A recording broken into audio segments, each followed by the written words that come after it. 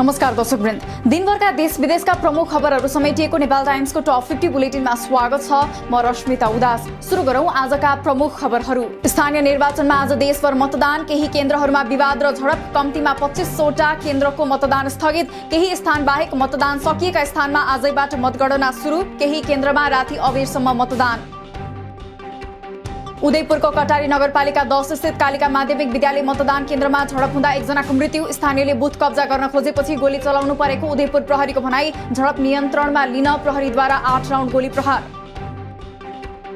स्थानीय निर्वाचनको दिन शुक्रबार रातिको बिहान बानेश्वरको संसद भवन अगाडि सिलिन्डर बम विस्फोट भएको खुलासा। घटनास्थलबाट नेकपा सीवादीको पर्चा फेला। सिलिन्डर विस्फोट गराउने व्यक्तिको खोजी जारी।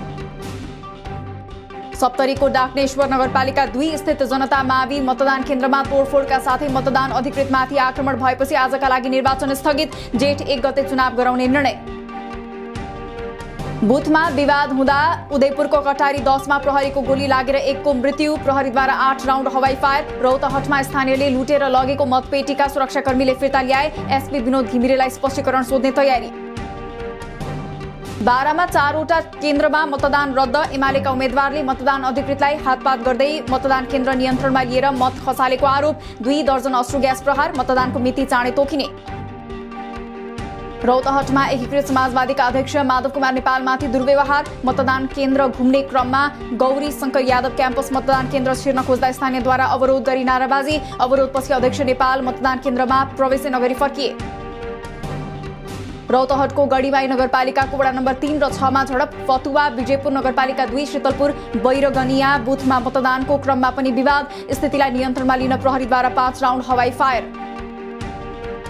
निर्वाचन आयोगले सोध्यो पूर्व प्रधानमन्त्री तथा जोसपा संघीय परिषद अध्यक्ष डाक्टर बाबुराम भट्टराईलाई स्पष्टीकरण। गोप्य हुनुपर्ने मतदान सार्वजनिक गरेको र प्रचार प्रसार गरेको भन्दै कारबाही किन नगर्ने भन्दै जवाफ माग। पूर्व प्रधानमन्त्री डाक्टर बाबुराम भट्टराईले मतदान गरेको फोटो खिच्न दिएको आरोपमा मतदान अधिकृतलाई समेत निर्वाचन आयोगले सोध्यो स्पष्टीकरण। झुक्याएर फोटो खिचेको भए किन तत्काल कारबाही नगरेको भनी साँचो विवरण खुलाई यथाशीघ्र प्रतिवेदन पठाउन आग्रह। प्रधानमन्त्री देउवाले वैशाख 9 गतेसम्म पनि आफूलाई निर्वाचन सार्न प्रस्ताव गरेको एमाले अध्यक्ष ओलीको दाबी। आफ्नो अस्वीकारले सहमति नमिलेपछि चुनाव तोकिएकै समयभित्र भएको तर्क। प्रधानमन्त्री देउवाले वैशाख 9 गतेसम्म पनि आफूलाई निर्वाचन सार्न प्रस्ताव गरेको एमाले अध्यक्ष ओलीको दाबी। आफ्नो अस्वीकारले सहमति नमिलेपछि चुनाव तोकिएकै समयभित्र भएको तर्क। स्थानीय निर्वाचनले लोकतान्त्रिक पद्धतिलाई बलियो बनाएको कांग्रेस नेता शेखर कोइरालाको भनाई। आजको निर्वाचनको परिणाम आएपछि गठबन्धनलाई कसरी अगाडि बढाउने भन्नेबारे छलफल हुने उल्लेख। निर्वाचनमा हुने हार जितलाई स्वाभाविक रूपमा लिनुपर्ने माओवादी अध्यक्ष प्रचण्डको भनाई। जितमा अनावश्यक हौसिने र पराजयमा पुरै निराश हुँदा लोकतन्त्र बलियो बन्न नसक्ने तर्क। जनताले गठबन्धनको महत्व राजनीतिक स्थायित्व र विकासको रूपमा लिनुपर्ने उल्लेख। निर्वाचन आयोगले बिहीबार आफूलाई 8 घण्टे स्पष्टीकरण सोधेको बारे थाहा नभएको माओवादी अध्यक्ष प्रचण्डको प्रतिक्रिया। आफ्नो साथीको मृत्यु भएको हुनाले माडी गएको विषयलाई राजनीतिकीकरण गरिएको तर्क। स्थानीय निर्वाचन जनताले आफ्नो नेतृत्व नवीकरण गर्ने ऐतिहासिक अवसर भएको एकीकृत समाजवादीका सम्मानित नेता झलनाथ खनालको भनाई। निर्वाचित भएर आउने जनप्रतिनिधिले कृषि, पर्यटन, रोजगार, शिक्षा, स्वास्थ्य लगायतका क्षेत्रलाई प्राथमिकता दिनुपर्नेमा जोड। कांग्रेस र माओवादी कार्यकर्ताबीच झडप हुँदा रामेछापको खाडादेवी गाउँपालिका 1 राकाथुम मतदान केन्द्रमा मतदान स्थगित। स्थितिलाई नियन्त्रणमा लिन 7 राउन्ड हवाई फायर गरेको जिल्ला प्रहरी कार्यालय रामेछापको भनाई। रुकुम पूर्वको पुथा उत्तर गंगा गाउँपालिका 2 पेल्मामा अझै मतदान सुरु हुन सकेन। हिजो बेलुका माओवादी र कांग्रेस कार्यकर्ताबीच भएको झडपको विषयलाई लिएर विवाद हुँदा मतदान सुरु हुन ढिलाइ। रुकुम पश्चिममा कांग्रेस वडाध्यक्षका उम्मेद्वार जनक बाठा मगर सवार गाडीको ठक्करबाट मतदाता 70 वर्षीय प्रवीण खत्रीको मृत्यु। घटना नियोजित भएको माओवादी केन्द्रकी नेत्री विमला केसीको दावी। दोलखाको बैतेश्वर गाउँपालिकाका 1, 2 र 3 को स्थिति तनावपूर्ण। बुथ कब्जा गर्ने प्रयास भएपछि ढुङ्गामुढा र झडपको अवस्था आएको उल्लेख। अवस्था तनावपूर्ण बनेपछि अवरुद्ध मतदान केही बेरपछि सम्पन्न। रामेछापको खाडादेवी 1 को राकाथुम माध्यमिक विद्यालयमा मतदान सुरु हुनासाथ कांग्रेस र माओवादीका कार्यकर्ताहरूबीच झडप। दोहोरो झडपमा परि 2 जना घाइते भएको प्रहरीको भनाई। केही बेर स्थगित भएको मतदान सम्पन्न। काभ्रेको चौरी देउराली मतदान केन्द्रमा 2 पक्षबीच झडप। केही व्यक्तिले मतपेटिका नै बाहिर ल्याएर तोडफोडको प्रयास गरेपछि केही बेर स्थगित भएको मतदान सम्पन्न। गोरखाको गण्डकी गाउँपालिका 7 मा छोराले आमाको भोट हाल्ने विषयमा विवाद हुँदा प्रहरीद्वारा हवाई फायर। गोरखाको भीमसेन थापा 2 तारा खसे मतदान केन्द्रमा झडपलाई नियन्त्रणमा लिन प्रहरीले गोली चलाउँदा एक स्वयंसेवीका घाइते। दार्चुलाको शैलीय शिखर नगरपालिका 6 को पशुपति भवन माविको मतदान केन्द्रमा कांग्रेस र एमालेका कार्यकर्ताबीच झडपलाई नियन्त्रणमा लिन प्रहरीद्वारा 5 राउन्ड हवाई फायर, मतपेटिका र कर्मचारी सुरक्षित। तनहुँको ब्यास नगरपालिकाको मेयरका एमाले उम्मेद्वार दीपक राज जोशीमाथि कांग्रेसका कार्यकर्ताद्वारा कुटपिट। कांग्रेस वरिष्ठ नेता रामचन्द्र पौडेलको गाउँमा आफूमाथि आक्रमण भएको दावी, जोशीमाथि मतपत्र च्यातेको आरोप। इच्छाएको व्यक्तिको नाममा भोट कसले हाल्ने भन्ने विषयमा विवाद चर्किएपछि हुम्लाको खाटपुनाथ 1 मा कांग्रेस माओवादी गठबन्धन र एमालेका कार्यकर्ताबीच झडपमा 10 जना घाइते। प्रहरीद्वारा वीरगञ्ज 10 बाल मन्दिर स्थित मतदान स्थल बाहिर जसपाको सम्पर्क कार्यालयबाट 100 भन्दा बढी छाता बरामद। बाल मन्दिर परिसरमा मतदान स्थलको फोटो भिडियो खिच्ने एक व्यक्ति पनि पक्राउ। मत दुरुपयोग गरेको आरोपमा सर्लाहीको बलौरा नगरपालिकामा मतदान अधिकृत राजकिशोर शाह प्रहरी नियन्त्रणमा। शाहले मतदातालाई चुनाव चिन्ह नै देखाएर मतदान गर्न सिकाएपछि पक्राउ परे। बझाङको 2 ठाउँमा शंकास्पद वस्तु फेला, नेपाली सेनाको टोलीद्वारा उक्त वस्तु निष्क्रिय। जयपृथ्वी नगरपालिका 7 अन्तर्गतको सुनी पिपल चौर मावि मतदान केन्द्रमा गठबन्धन र एमालेका कार्यकर्ताबीच झडप, प्रहरीद्वारा हवाई फायर।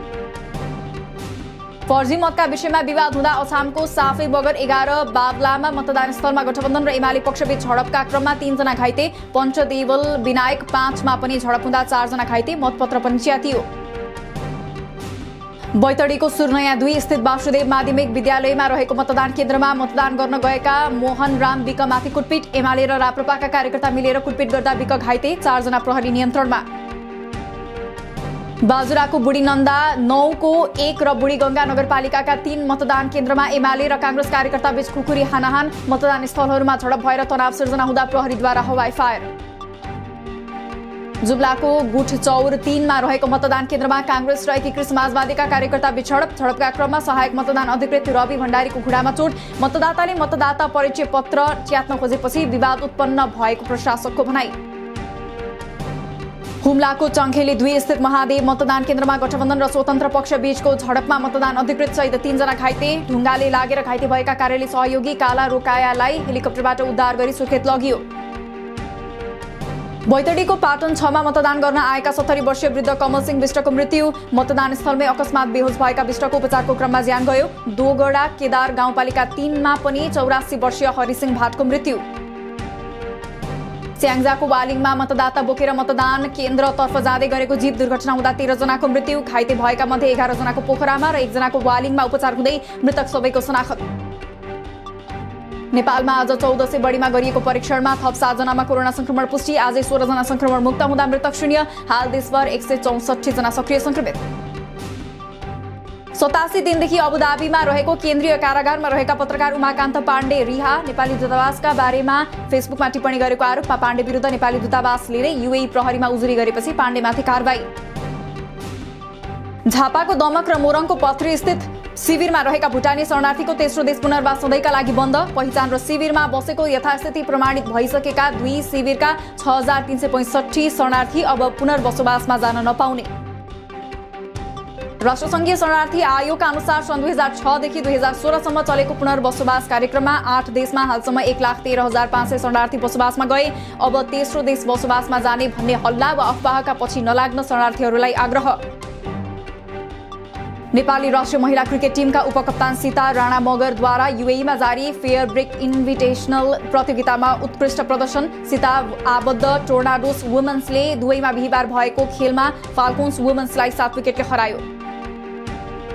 इन्डियन प्रिमियर लिग क्रिकेटमा अहिले रोयल च्यालेन्जर्स बेंगलोर र पंजाब किङ्स खेल्दै गैराती भएको खेलमा मुम्बईले साबिक विजेता चेन्नई सुपर किङ्सलाई 5 विकेटले हरायो। फिनल्यान्ड नेटोमा आबद्ध भए त्यसको परिणाम भोग्नुपर्ने रुसी सरकारका प्रवक्ता दिमित्री पेस्कोभको चेतावनी। रुसको आक्रमणमा उत्तरी युक्रेनमा 3 को मृत्यु, 12 घाइते। रुसी सेनाले शहरबाट बाहिरिने सबै बाटो बन्द गरिदिएको मरियोपोलका मेयरको भनाई। रुसद्वारा मध्य दक्षिणी क्षेत्रहरूमा उडान प्रतिबन्धहरू विस्तार। लुहान्स्कमा 24 घण्टामा 26 आक्रमण, रुसबाट 800 वटा मिसाइल प्रहार। जापानले मे 20 पछि रसियालाई उच्च प्रविधिका सामानहरू आपूर्ति नगर्ने। विश्वभरका देशले रुसमाथि प्रतिबन्ध लगाउँदा रुससँग चीनको कोइला आयात 49% बढ्यो। जेलेन्स्की पुटिनसँग वार्ता गर्न तयार, तर शर्त नभई सम्झौता हुनुपर्ने अडान।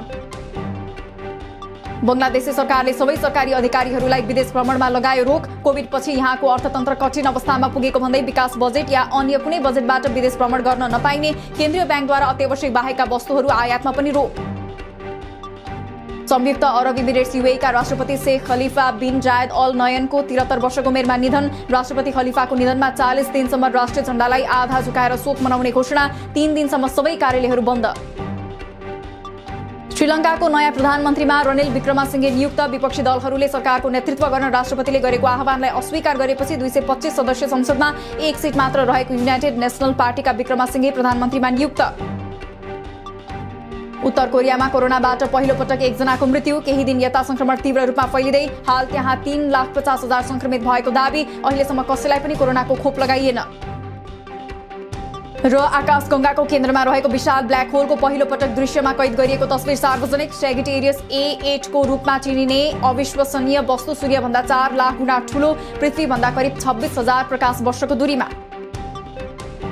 दिनभरका देश विदेशका प्रमुख खबरहरू समेटिएको नेपाल टाइम्सको टप 50 बुलेटिन अहिलेलाई सकियो। हामी भोलि टप 15 समाचारका साथ उपस्थित हुने नै छौं। नेपाल टाइम्सको YouTube च्यानल सब्स्क्राइब गरिदिनु भएकोमा र फेसबुक पेज लाइक गरिदिनु भएकोमा धन्यवाद। ताजा खबरहरू नेपाल टाइम्सको अनलाइन पोर्टल www.nepaltimes.net मा पनि गएर हेर्न सक्नुहुनेछ। नेपाल टाइम्स हेर्दै गर्नुहोला। नमस्कार।